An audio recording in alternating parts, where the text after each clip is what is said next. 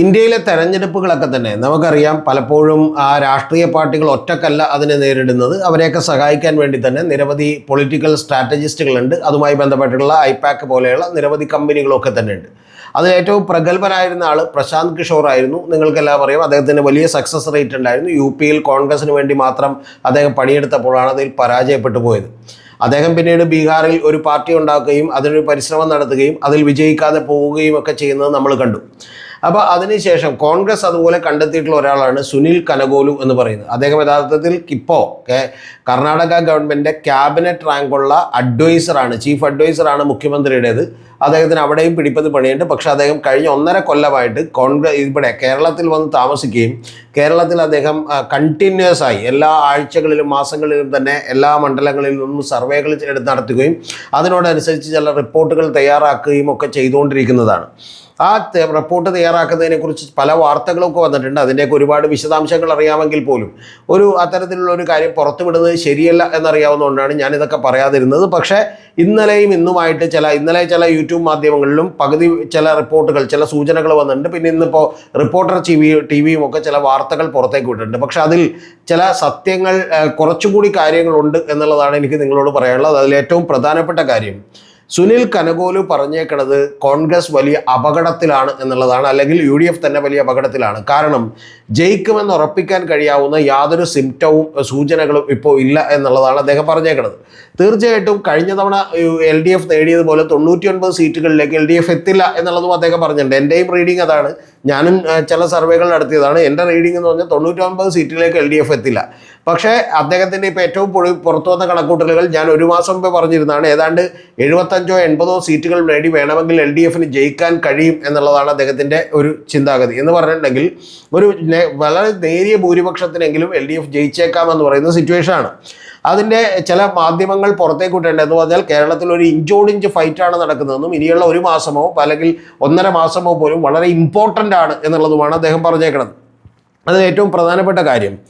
LDFനും UDFനും തുല്യ സാധ്യതയാണെന്നാണ് അദ്ദേഹം പറഞ്ഞേക്കുന്നത്. പക്ഷെ അതും കൂടാതെ അദ്ദേഹം നേരിട്ട് പറഞ്ഞേക്കുന്ന കാര്യങ്ങളിൽ ചില വ്യത്യാസങ്ങൾ കൂടിയുണ്ട്. അതിൽ UDF ഒരു 40% വോട്ടുകൾ പിടിക്കുമെന്നും LDF 40% വോട്ടുകൾ പിടിക്കുമെന്നും BJPക്ക് 15% വോട്ടുകൾ ഉണ്ടാകുമെന്നും മറ്റ് അതേഴ്സ് ഒരു 2 മുതൽ 4% വരെ വോട്ടുകൾ പിടിക്കുമെന്നുമാണ് അദ്ദേഹത്തിൻ്റെ ഒരു കണക്കൂട്ടലുള്ളത് ഏറ്റവും പുതിയ സർവേകളിൽ. അതിൽ തന്നെ അദ്ദേഹത്തിന് ഇപ്പോഴും മനസ്സിലാക്കാത്തൊരു കാര്യമെന്ന് പറയുന്നത് BJPയുടെ വോട്ടുകളിൽ എത്രത്തോളം സ്വിംഗ് ഉണ്ടാവും, അത് വേണമെങ്കിൽ എങ്ങോട്ടും മറിയും എന്നുള്ള കാര്യത്തിൽ അദ്ദേഹത്തിന് വലിയ ഡൗട്ടുണ്ട്. അത് മറിയുക കൂടി ചെയ്താൽ വലിയ തോതിൽ, ചെറിയ തോതിലെങ്കിലും LDFന് വലിയ മുന്നേറ്റമാകും എന്നുള്ളതാണ് അദ്ദേഹം വിചാരിച്ചേക്കുന്നത്. അതിൻ്റെ പ്രധാനപ്പെട്ട കാരണമെന്ന് പറയുന്നത് MLAമാർക്ക് വലിയ തോതിൽ ജനപിന്തുണ ഉണ്ട് എന്നുള്ളതും മണ്ഡലങ്ങൾ കേന്ദ്രീകരിച്ച ആ MLAമാരുടെ ജനപിന്തുണയിൽ തന്നെ ഏതാണ്ട് 70-78 സീറ്റുകളിലേക്ക് ഇപ്പോൾ ജയിക്കാൻ കഴിയും എന്നുള്ളതാണ് അദ്ദേഹം പറഞ്ഞേക്കുന്നത്. അതിൽ ഏറ്റവും പ്രധാനപ്പെട്ട കാര്യം എന്ന് പറയുന്നത് ഈ കഴിഞ്ഞ തദ്ദേശ സ്വയംഭരണ തെരഞ്ഞെടുപ്പ് ഫലത്തെ അദ്ദേഹം അനലൈസ് ചെയ്തിട്ടുണ്ട്. ഞാനും നേരത്തെ വീഡിയോകളിലൂടെ നിങ്ങളോട് പറഞ്ഞിട്ടുണ്ട്.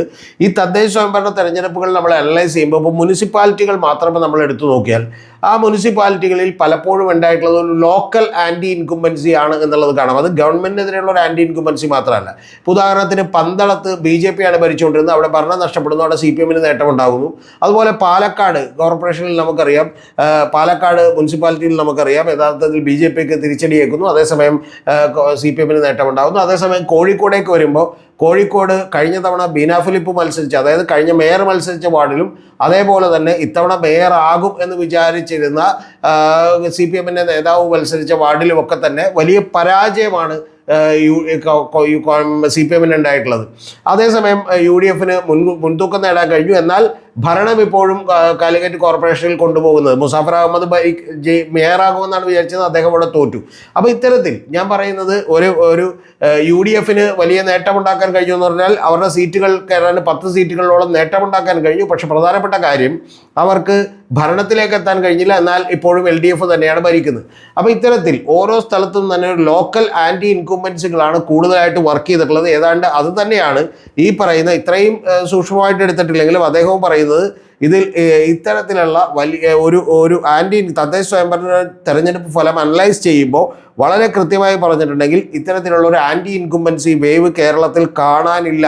അതായത് പിണറായി വിജയനെതിരെയുള്ള ഒരു വികാരം കാണാനില്ല. കുറച്ചെങ്കിലും ഉണ്ടെങ്കിൽ അത് മുഖ്യമന്ത്രിക്കെതിരെയുള്ള ഒരു വികാരമാണ്, അല്ലാതെ ഗവൺമെൻറ്റിനെ മൊത്തത്തിൽ എതിർക്കാനുള്ള ഒരു വികാരം കാണാനില്ല എന്നുള്ളതാണ് അദ്ദേഹം പറഞ്ഞേക്കുന്നത്. ഇനി അതിൽ തന്നെ കുറച്ച് ഡീറ്റെയിൽഡ് ആയിട്ടുള്ള റിപ്പോർട്ടുകൾ കൂടി അദ്ദേഹം പറഞ്ഞിട്ടുണ്ട്. എന്ന് പറഞ്ഞാൽ ഈഴവ നായർ സ്വാധീനമുള്ള മണ്ഡലങ്ങളിൽ BJPക്ക് വലിയ തോതിൽ വോട്ട് കൂടിയിട്ടുണ്ടെന്നും 14ഓളം വരുന്ന മണ്ഡലങ്ങളിൽ ബി ജെ പിയുടെ വോട്ട് ഷെയറിൽ വലിയ വർധനവുണ്ടായിട്ടുണ്ട് എന്നുള്ളതുമാണ് അദ്ദേഹം പറഞ്ഞേക്കുന്നത്. കൂടാതെ UDF മണ്ഡലങ്ങളിൽ, അതായത് പ്രധാനപ്പെട്ട 4 UDF മണ്ഡലങ്ങളിൽ BJPക്ക് 10% വോട്ട് കൂടിയിട്ടുണ്ട്. ഇപ്പോൾ കോവളം, കരുനാഗപ്പള്ളി, കോട്ടയം, കൊല്ലം എന്ന് പറയുന്ന സ്ഥലങ്ങളിൽ BJPക്ക് വോട്ട് കൂടിയിട്ടുണ്ട്. അതുപോലെ മുസ്ലിം കൺസോൾട്ടേഷൻ അത് വളരെ കൃത്യമായിട്ട് BJPക്ക് അനുകൂലമായിട്ട്, കോൺഗ്രസിനും UDFനും അനുകൂലമായിട്ട് വന്നിട്ടുണ്ട് എന്നുള്ളത് യാഥാർത്ഥ്യമാണ്.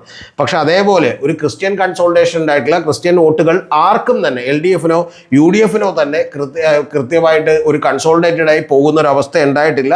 അത് ഷാറ്റേഡ് ആയിട്ട് മറ്റ് പല ഘടകങ്ങളെയും ആശ്രയിച്ച് പലർക്കും പോവുകയാണ് ചെയ്തിട്ടുള്ളത് എന്നാണ് പറഞ്ഞേക്കുന്നത്. കൂടാതെ 4 ജില്ലകളിൽ വലിയ ദുർബലമാണ് UDF എന്നുള്ളതാണ് പറഞ്ഞേക്കുന്നത്. അതായത് പാലക്കാട്, ആലപ്പുഴയിലും തൃശ്ശൂരിലും കൂടാതെ തിരുവനന്തപുരത്തുമൊക്കെ തന്നെ അതീവ ദുർബലമാണ് ഈ പറയുന്ന UDFൻ്റെ പ്രകടനം. അവിടെ എല്ലാം തന്നെ പ്രത്യേകിച്ചും തിരുവനന്തപുരം മേഖലയിലൊക്കെ തന്നെ വലിയ തോതിലുള്ള മുന്നേറ്റം ഉണ്ടാക്കാനായിട്ട് BJPക്ക് കഴിഞ്ഞിട്ടുണ്ട് എന്നുള്ളതാണ് അദ്ദേഹം ഇപ്പോൾ കണ്ടെത്തിയിട്ടുള്ളത്. കൂടാതെ ചില മണ്ഡലങ്ങളിൽ വലിയ പ്രതീക്ഷയുമുണ്ട് UDFന്. ഉദാഹരണത്തിന് മലപ്പുറത്തും എറണാകുളത്തും അൺഡൗട്ടഡ്ലി ഞാൻ പറയാം, ഒരു കാരണവശാലും അടുത്ത നിയമസഭാ തെരഞ്ഞെടുപ്പാണെങ്കിലും അതുപോലെ തന്നെ തീർച്ചയായിട്ടും ഈ പറയുന്ന മലപ്പുറത്തും അതുപോലെ തന്നെ എറണാകുളത്തും വലിയ നേട്ടമുണ്ടാക്കും. കഴിഞ്ഞ തവണ 5 സീറ്റുകളിൽ LDFന് ജയിക്കാൻ കഴിഞ്ഞത് എറണാകുളത്ത്, പക്ഷെ അതുപോലും പിടിച്ചിരുത്താൻ കുറച്ച് ബുദ്ധിമുട്ടായിരിക്കും എന്നുള്ള കാര്യത്തിലൊന്നും എനിക്ക് സംശയമില്ല. വയനാടും ഇടുക്കിയിലും തന്നെ നേട്ടമുണ്ടാക്കാൻ കഴിയും എന്നുള്ളതാണ് അദ്ദേഹത്തിൻ്റെ ഒരു കണക്കുകൂട്ടൽ എന്ന് പറയുന്നത്. അപ്പോൾ ഇതെല്ലാം കൊണ്ട് തന്നെ വളരെ കൃത്യമായി പറഞ്ഞാൽ സംസ്ഥാന സർക്കാരിനെതിരെയുള്ള വികാരം വലിയ തോതിൽ ആളിക്കത്തിക്കണമെന്നും ഇനിയുള്ള 1.5 മാസം കൊണ്ട് അങ്ങനെ ആളിക്കത്തിച്ചില്ലെങ്കിൽ ഇത് നെക്ക് ടു നെക്ക് ഫൈറ്റ് ആവും എന്ന് പറഞ്ഞ് ഇഞ്ചോടിഞ്ചുള്ള പോരാട്ടമായി മാറുകയും അതിൽ BJP വോട്ടുകളിൽ ഏതെങ്കിലും തരത്തിലുള്ള ഒരു സ്വിംഗ് ഉണ്ടായാൽ, ആ സ്വിംഗ് ഉണ്ടായാൽ ഉറപ്പായിട്ടും അത് LDFന് അനുകൂലമായിട്ടായിരിക്കും വരിക. BJP വോട്ട് കൂടിയാലും അത് പ്രശ്നമാണ്. കാരണം കൂടിയാൽ അവർ പിടിക്കാൻ പോകുന്നത് ഒരുപക്ഷെ UDFൻ്റെ വോട്ടുകളായിരിക്കുമോ എന്ന് പറയുന്ന വലിയ ഡൗട്ട് യഥാർത്ഥത്തിൽ ഈ പറയുന്ന ഇദ്ദേഹത്തിനുണ്ട്. ഇത്തരം കാര്യങ്ങളൊക്കെ തന്നെ നിലനിൽക്കുമ്പോഴാണ് ഞാൻ ഇതിലില്ലാത്ത ചില കണക്കുകൾ കൂടി നിങ്ങളോട് പറയാം. ഇതിൻ്റെ അടിസ്ഥാനപരമായ കാര്യം, പ്രധാനപ്പെട്ട പ്രശ്നമെന്ന് പറഞ്ഞാൽ ഇപ്പോൾ ഞാൻ തന്നെ ഇത് അനലൈസ് ചെയ്തപ്പോൾ കോൺഗ്രസിന് 15,000-ൽ, UDFന് ഈ നമ്മുടെ ലോക്കൽ ബോഡി തെരഞ്ഞെടുപ്പുകളെല്ലാം കണക്കൂട്ടുമ്പോൾ UDFന് വലിയ നേട്ടമുണ്ടാക്കിയ 24 മണ്ഡലങ്ങളുണ്ട്. ആ 24 മണ്ഡലങ്ങളിൽ അവർക്ക് 15,000-ലേറെയാണ് ഭൂരിപക്ഷം. ആ 15,000-ലേറെ ഭൂരിപക്ഷം കിട്ടുമ്പോൾ നിങ്ങൾ അറിയേണ്ടത് അതിൽ IUML ഇന്ത്യൻ യൂണിയൻ മുസ്ലിം ലീഗിൻ്റെയാണ് 17 എണ്ണം.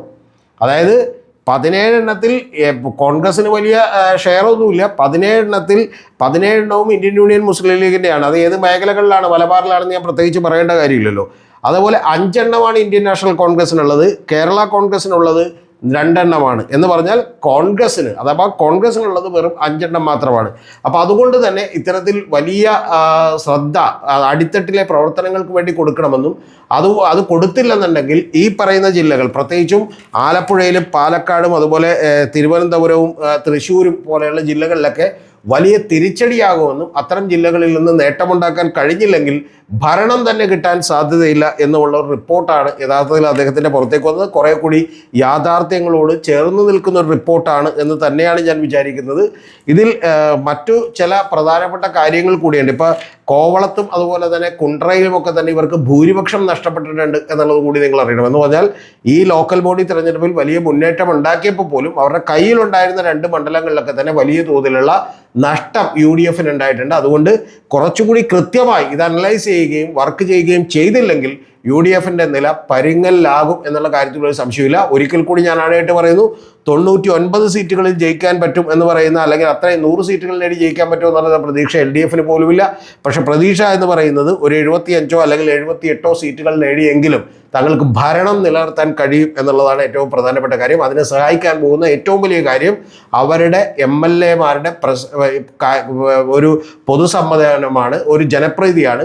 ആ ജനപ്രീതിക്ക് യാതൊരു ഇടിവും തട്ടിയിട്ടില്ലെന്ന് മാത്രമല്ല, ആ ജനപ്രീതി കൂടുകയാണ് ചെയ്തിട്ടുള്ളത് എന്നുള്ളതാണ് കനകോല് പോലും കൃത്യമായി കണ്ടെത്തിയിട്ടുള്ളത്. ഇത് പലതവണ പല ആളുകളോടും ഞാൻ പറഞ്ഞതാണ്, പക്ഷെ അവർക്ക് മനസ്സിലായിട്ടില്ല. യഥാർത്ഥത്തിൽ കനകോല് പറഞ്ഞ കാര്യങ്ങളും ചിലതൊക്കെ അവർ തള്ളിക്കളഞ്ഞിട്ടുണ്ട്.